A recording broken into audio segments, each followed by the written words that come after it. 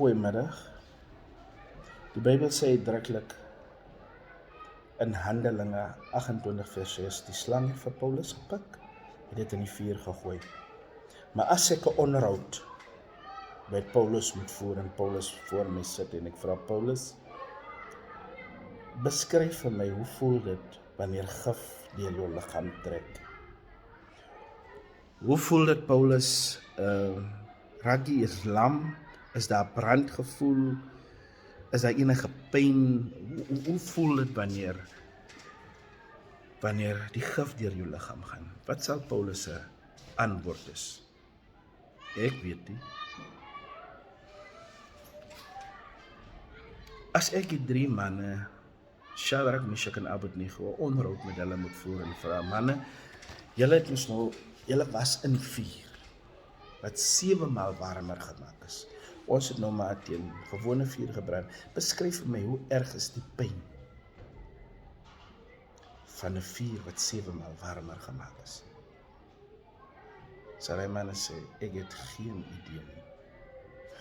As ek moet vir Daniel inroep en sê, Daniel, verduidelik my man, as 'n leeu jou byt, jy was mis in 'n leeuken toegemaak, hoe voel dit? Ek weet.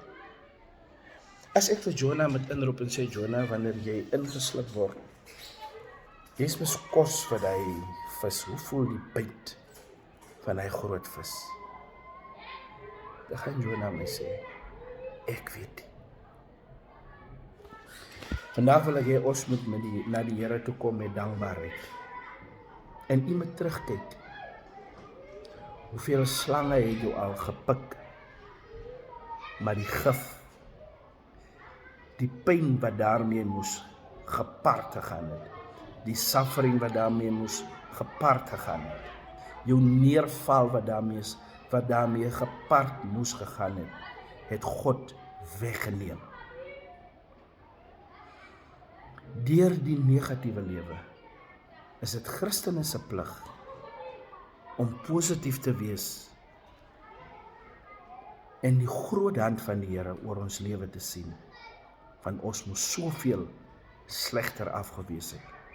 Maar deur sy genade het jy net 'n wond sonder die ervaring van die pyn. Geseënde dag en alle lof en alle eer, laat ons dit aan die Here toeswaai. Dankie, geliefdes.